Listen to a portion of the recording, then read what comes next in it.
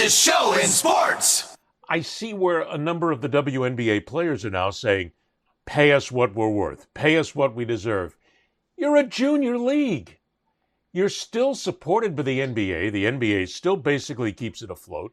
And it's not to say that the play is bad and the players don't deserve to get paid. But you're not there yet. You haven't earned the right to be paid anything like an NBA player. You'll get there, but it takes time. I watch the games every now and then, and it's amazing competitive athleticism. But you're not worth that kind of money yet. Am I wrong? Well, life is never what you're worth.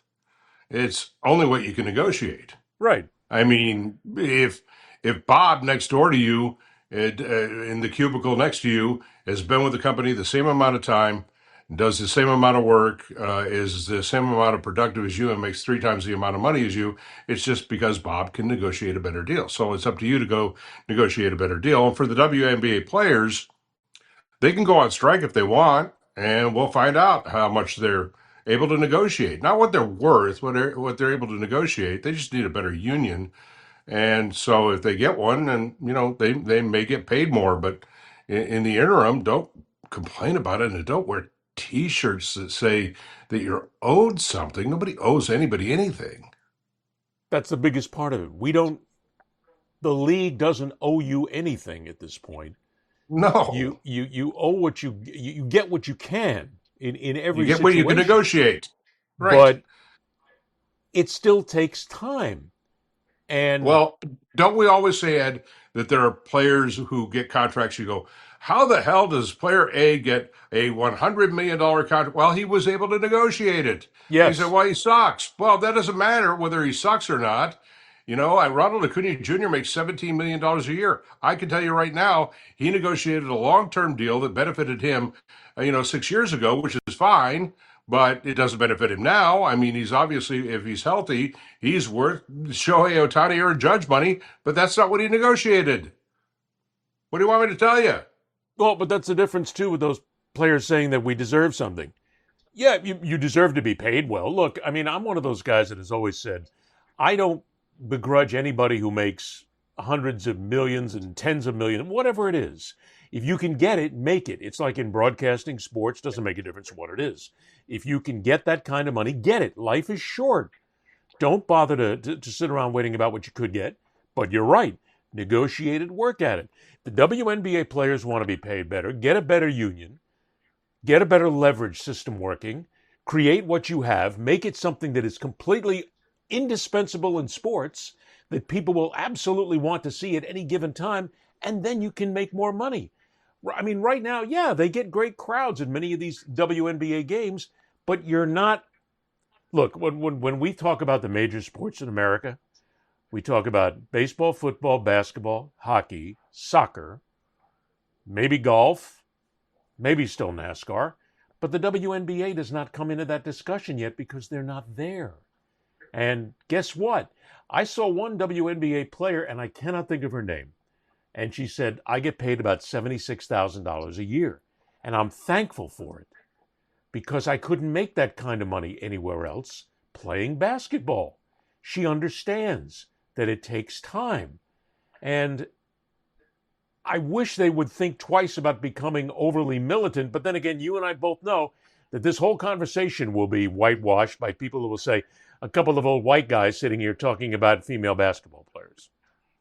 It's what'll always happen. Well, I mean, the argument against that is, look, if we were talking about figure skating, professional female figure skaters make more than professional males figure skaters because the audience wants to see them more than the men. And it's just, it's, by the way, comparing it to the NBA is comparing it to rugby. It's not the same thing. They're two totally different things here.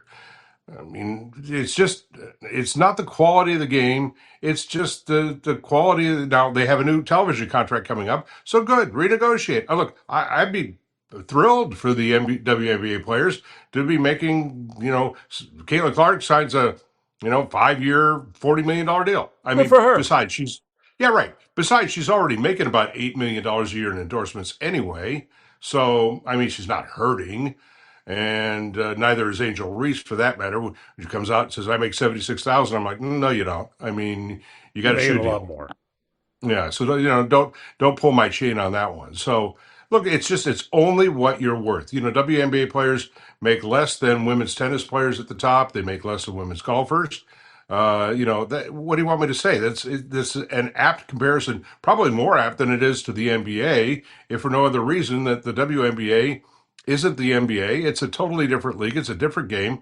I mean, they're only associated because they both play the same sport. It has nothing to do with anything. Why does women's basketball in college not get the NIL that men's basketball does? Well, Sure. I don't know what to tell you. It'd be bigger. I mean, Well, women's soccer is bigger than men's soccer on the national level here in the United States by a factor of 20. women's soccer in America it's a good comparison because women's soccer in America, John, is successful. And they've been Right. successful over a number of years. They have been successful at the national level, at the world level. They have captivated America with what they do. They deserve Mhm. everything that they get. Ladies, at the Right. WNBA, you've got an audience. You've got a great audience. You've got a growing audience, but you're not there yet. When you get there, I hope you get $100 million contracts. It doesn't come out of my bank account. So if you make a tremendous amount of money, good for you. And I want to dispense with one final thing because I've had this discussion on my radio show too. When you say, "Well, you're just two old white guys sitting around talking about something," Yeah. I want to make sure that anybody who says that understands. No, we are two Americans, okay? And if you're an American, regardless of age, race, creed, color, gender, whatever, you're an American discussing this. You're not a well, I guess anymore, citizen in New York, socialist citizen in New York. I don't know what the hell that city's going to do. I mean, it's already a damn disaster. But no, I mean, you're not in China. You're not in Brazil. You're not in even England. This is a free market. And if you don't like the free market, leave. I don't know what to tell you. Well, no, and it's a good comparison and it's a good idea because I hear it a lot in a lot of when we put out this show, it goes out on audio podcast, YouTube, it goes out on clips all across social media, and it gets a lot of attention, specifically on TikTok and X and Instagram, with a lot of response. And when the response comes back, it's invariable that no matter what the discussion is, there will always be those who will say, "Come on, you're just a bunch of old white guys. Get out of here, Grandpa. Get off my lawn." That's bullshit. We've been Of course here. it is. We know what it is. We've been around a while. We know what happened before. We know what's happening now. We know what may happen in the future. We're able to put some experience and some level into it that nobody else would be able to bring to the discussion here. We're not hammering anybody because of their sex, race, sport. This is all just about the games and money is all it is. We've been here. Hey, look, How I mean, many? you and I both we worked in television for years and years and years and years, right? Long At time. the national, right? Look, at the national level, I worked at four national networks. Okay, CNN, Fox Sports Net, Sports News Network, and of course News Sport. So I worked at four national networks. I never made the money Joy Reid made. I just wasn't able to negotiate it. But I can guarantee you that when I was at Fox Sports Net and back in the day when I was at CNN used to have better ratings, that I had far more viewers than Joy Reid ever had on MSNBC. I can guarantee you that. Sure. Yeah. So And we still wait, didn't make the money. no. I mean, I wasn't able to negotiate what she was able to negotiate. She was able to leverage her position, her personality, her whatever she was able to leverage into. It's all about leverage, and she was able to leverage that into a better deal than I ever got. I couldn't do it. Even with agents, I couldn't do it. Well, Even though I was like you, I was really good at what I did. it's really a good point when you talk about leverage because the WNBA players claim, pay us what we're worth. You don't have the leverage right now because you are still a subsidized league of the NBA. Now, if the NBA pulls their money, you stand on your own. You have to then create the leverage. And that comes from ticket sales, television ratings, sponsorships, everything else that makes money. And the women are making good money right now from their endorsements. It's rolling in much more than the salary. I will agree the WNBA should raise the salary rates, but at the same time, you're not $10, $20 million players because you're just not there yet. Stand on your own and grow. And it just comes down to how many leagues have you and I seen over the years that have come up and have failed? I mean, let's we've start with run out of networks. hands. Let's start with networks. Well, networks. Don't go there, John. Let's start there. 100 years later, it's still a sore subject. Yeah. But we've seen how many sports leagues come and go. Look, I remember, and this goes back a million years, was when they had something called the WFL and then the UFL, other football leagues. I remember when Howard Schnellenberger was a head coach at the University of Miami, won a national championship, left to go be part of the UFL, had a press conference, everything was there, and they never played a game. Ever played one single game. And we're still looking at sports like the USFL that tries to hang on and has gone out of business several times. And there have been different basketball leagues that are out there. It takes time. The fans have got to grow with you. So you're going to have to, look, if you're a WNBA player right now, you're going to have to suck it up, realize that you're part of a base. And here's what they'll also do, John. They'll come back and say, but wait a minute, the WNBA has been in existence for decades. We've had the base. We should be able to grow from the base. Yeah, and I should be able to make $1 million working for a television network. It's just not the way things happen. You're now the base of a new WNBA. You've got to put up with the growing pains. This is really simple, in my opinion. If the WNBA players feel grandstanding with T-shirts is not the way to negotiate with ownership, it's not the way to win over fans. It was a very poor, ill-gotten idea, and it actually backfired on them to some degree. If I were to get the players in the room, I'd say, look, if you want to have a higher rate of pay in the league, then let's try and negotiate that, go out on strike, and let's find out. And if the ownership wants to open up the CBA and you want to negotiate a new CBA with salary caps and salary floors and things of that nature and better benefits, better medical, whatever, then we'll go that route. But if the ownership looks at you and says, if you go on strike, we're going to use replacement players like they did in the NFL, I'm not sure the league suffers that much. So you better be careful, because outside of Caitlin Clark could stop today, go form her own league opposite the WNBA, and maybe beat the WNBA in terms of success. I don't know if that happened, because all the really good WNBA players are right now in that league. So I don't know if she'd be able to find good WNBA talent. Hang on.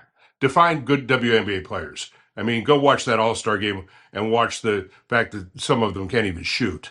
I mean, so the point is what's marketable and what's not marketable. And in terms of marketability, the players in the WNBA that don't like Caitlin Clark are totally missing the point. She's a white girl or some, bogus thing like that. She's the first marketable player the league has had. And so it's sort of like what happened with Tiger in golf. Tiger took golf to the next level, he was the breakout marketable. Let me put it to you this way. Breakout marketable guys like Michael Jordan in basketball and Tiger in golf. And it's what men's soccer in this country has been missing, is that they've never had the breakout star. They've had the guys that we thought might be stars, the Donovans, the Dempseys, the Pulisics, but those guys aren't Messi. They aren't, Ronaldo. We need the superstar to carry and break out into the public for the men to become that superstar player that's world renowned and maybe the best player in the world. And at women's basketball, Caitlin Clark is the best player in the world. Well, you would get a lot of argument from that. There are people who would say that she is overrated. There are people who would say that she's injured, she's not. I mean, there's a lot of excuses here, and unfortunately, a lot of it comes from the sewer that is social media, where people are still, for whatever reason, they're still trying to drive up this competition between Caitlin Clark and Angel Reese, and how Angel Reese is the much better player. And John, I have seen this incessant social media bullshit now for weeks, months actually, where it comes out to say that she's the real star of this league. But if you dig deeper into a lot of this, a lot of that is a racial sense of discussion, because there are a lot of players saying that she doesn't get her results, she doesn't get her attention because she's a black player. That's nonsense. All that is just creating a contrived controversy here. She's a good player. Is she a great player? No. Caitlin Clark's a better player. My God, we've answered this question already, haven't we? Well, again, who are the most marketable athletes in the history of sports in this country? Muhammad Ali, Michael Jordan, Tiger Woods. What race are they? Walk me through this again. So don't give me that. But the WNBA has got to realize it, and I agree with you completely. If you really want to, go out on strike. But I think you're making a huge mistake. I do too. I again, it still comes down to the money is from the NBA. The NBA still funds these teams. You think the NBA and Adam Silver are going to put up with a league that goes on strike and hurts their dollars? You think they're going to put up with that? No, the NBA will pull its money. No. But that's just it. If you want that to happen, go ahead. Then learn to stand on your own 2 feet. See how tough that's going to be. That's all, folks.